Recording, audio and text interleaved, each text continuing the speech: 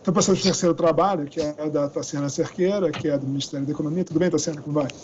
Oi, Renato, Tudo jóia? Bom te rever. Recomendação dos serviços digitais para um cidadão no portal GovBR. É bom, estava um pouquinho atrasado, então vai sobrar. Peço para o pessoal ficar nos 20 minutos, que aí ainda sobra mais para a gente conversar ao final. Tá jóia? Obrigado, Tassiana. Estou com você. Tá ok. Tá compartilhando aí? Uhum. Ok.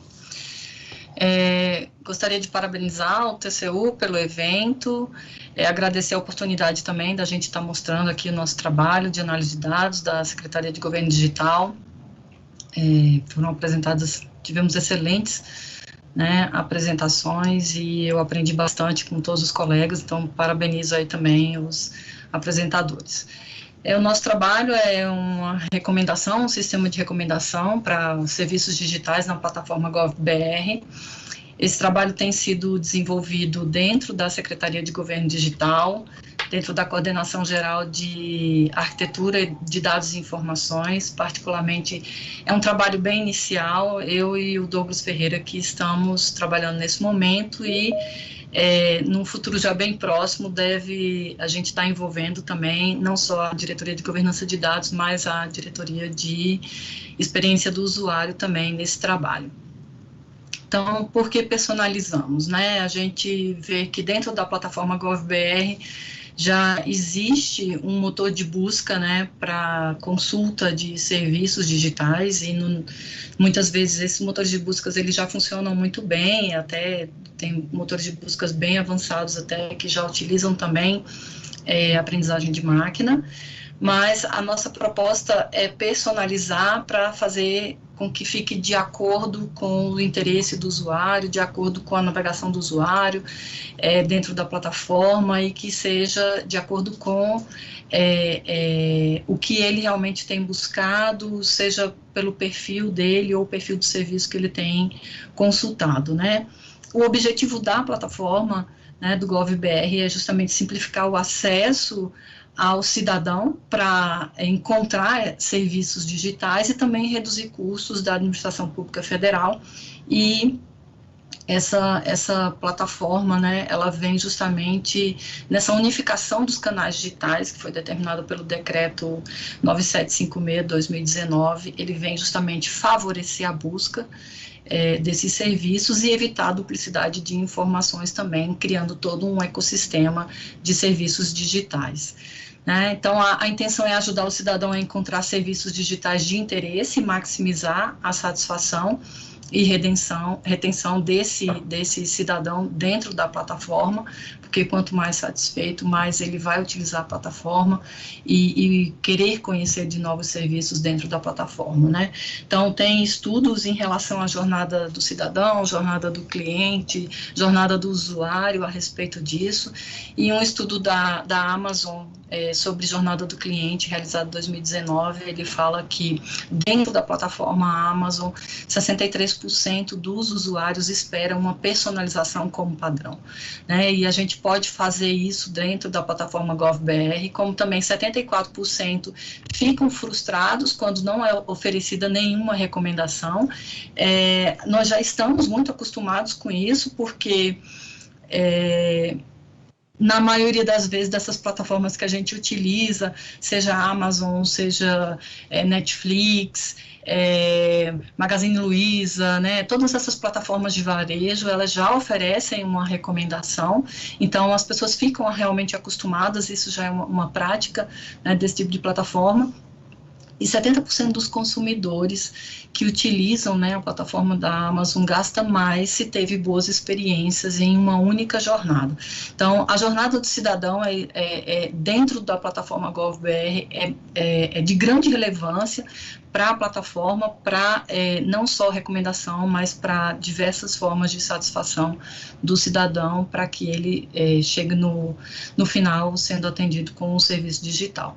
Então, o trabalho inicia pelo ranqueamento dos serviços digitais mais avaliados pelos usuários, a gente teve uma ideia inicial de pegar esses serviços que eram avaliados pelos usuários, para a gente entender como é que funcionava isso dentro da plataforma, para depois construir uma classificação onde a ordenação desses serviços digitais seria personalizada e a gente criar perfis de serviços e perfis de usuários dentro de uma classificação até alcançar o serviço digital personalizado e entregar aquele serviço que seja de interesse do usuário.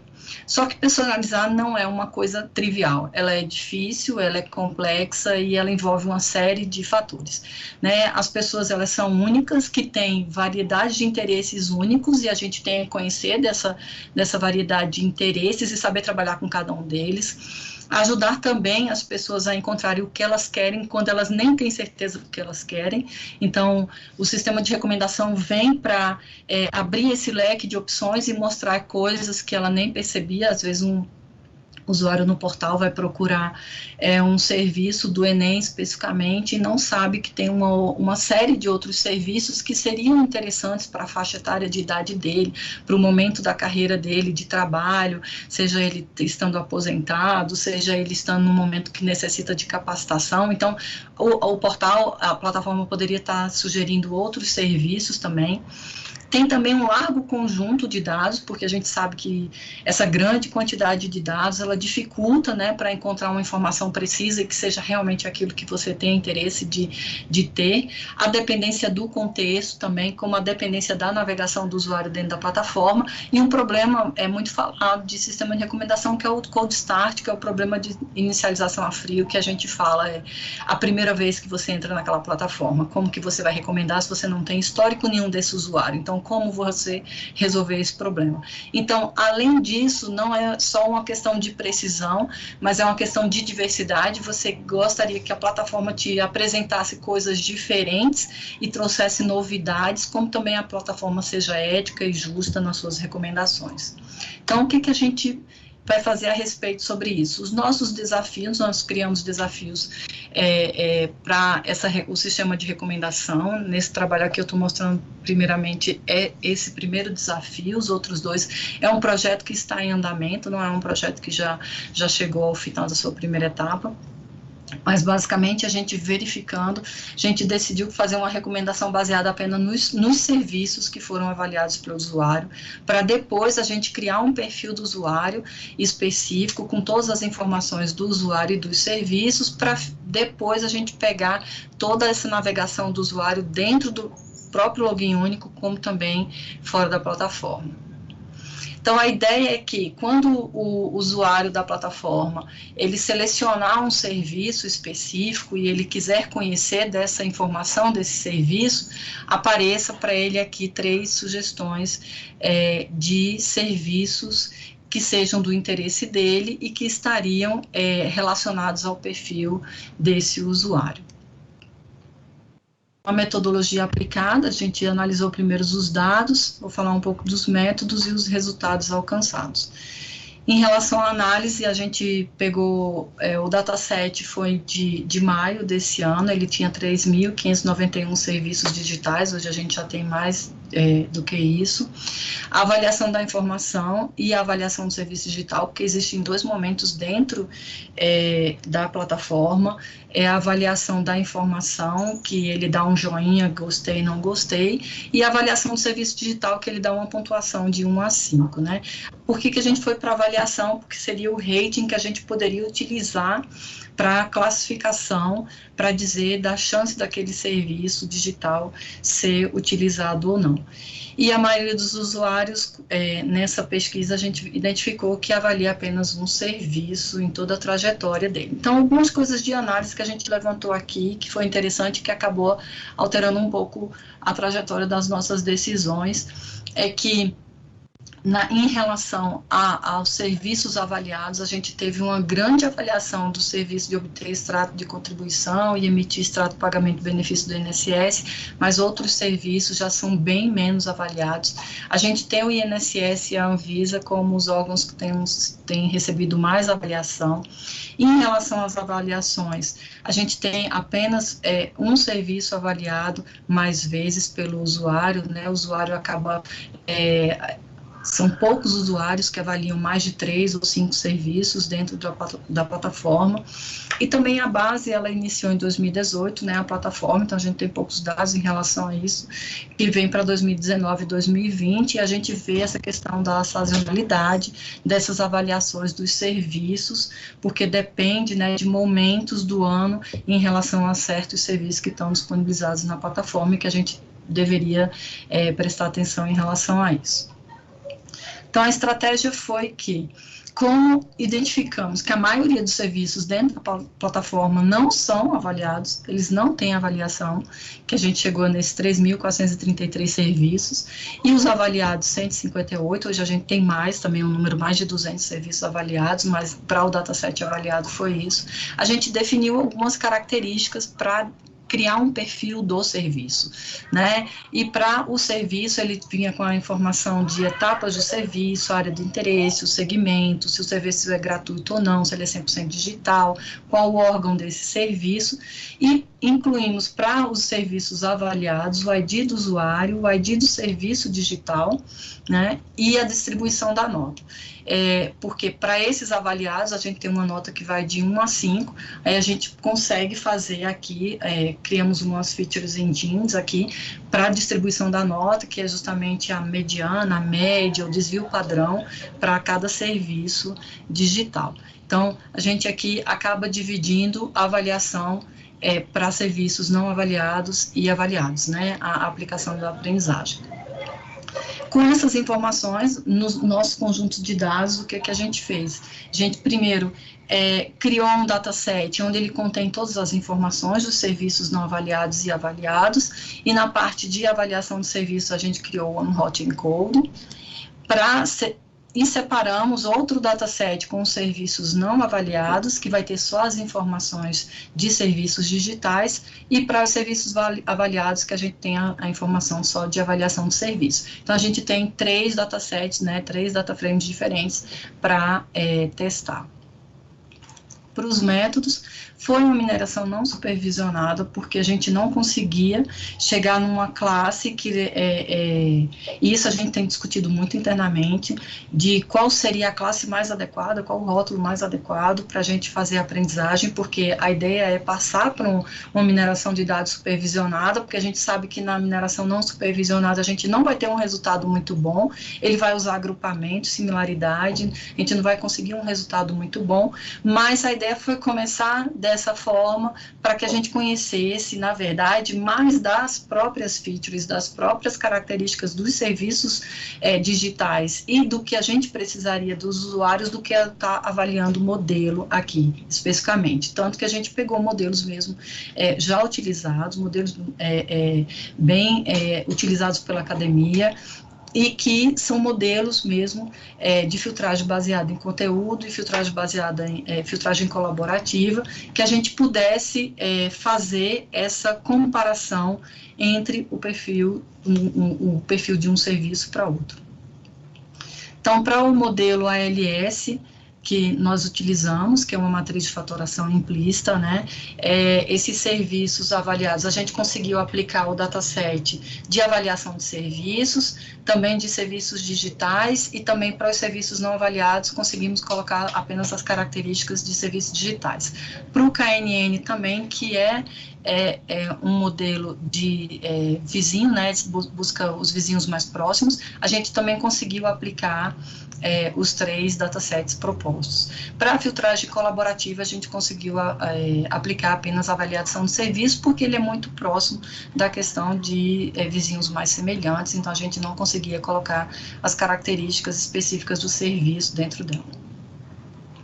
Na parte de avaliação, quando a gente começou executamos os modelos e verificamos as recomendações e como é que isso estava sendo feito, a gente percebeu uma semelhança do nome do serviço e do órgão para alguns, para os serviços aqui avaliados, para os não avaliados. Eu vou estar mostrando mais para frente outros gráficos em relação a isso, mas assim, o que deu para perceber? Que como o INSS, ele acaba sendo um serviço muito avaliado, tem muitos serviços avaliados, então ele acaba, mesmo a gente fazendo normalização, ele acaba puxando o resultado para ele, então para aquele serviço do INSS, na maioria dos casos, ele recomenda só serviços do INSS, né, do jeito que estava. Outras questões em relação às características, a gente identifica que as características, elas foram relevantes dentro do processo de recomendação, a gente não descartaria nenhuma delas, como a gente incluiria outras características também. Então, a parametrização para os modelos foi utilizada uma parametrização padrão e a gente fez top 5, que era os 5 maiores os serviços mais recomendados, né? Porque na hora que ele faz uma predição, na recomendação ele dá uma probabilidade, então a gente tem a probabilidade dos 5 serviços mais recomendados. E aqui tem um exemplo de recomendação desses serviços para o INSS, aqui para serviços do MAPA, o ALS ele acabou não tendo um desenvolvimento muito bom, e ele acabava recomendando uns serviços muito diferentes daquele serviço que era o serviço selecionado. Então, se a gente for olhar a parte de acurácia do modelo, né, a gente identifica que para os 3 datasets utilizados, para os 3 modelos aplicados, né, a gente vê que o KNN, ele acaba tendo uma boa porcentagem, tanto para serviços digitais, apenas as características do serviço, como também serviços digitais e avaliação de serviços, onde a gente inclui a nota dentro do perfil do serviço, né? No caso, a filtragem colaborativa, né, ela acaba tendo um bom resultado para avaliação de serviços, para aquilo que é o único dataset que ela foi experimentada, né, que ela foi testada, para avaliação de serviços com a nota, ela também teve um bom resultado, a gente não conseguiu testar ela para os outros tipos de dataset. No ALS, ele acaba tendo um resultado um tanto inferior em relação aos demais, quando ele vem utilizar serviços digitais e avaliação de serviços, mais avaliação de serviços digitais. Ele acaba tendo um resultado maior também só para avaliação de serviços. Então, o que a gente tira, né, desse aprendizado aqui e quais são os novos desafios que a gente tem em relação à recomendação?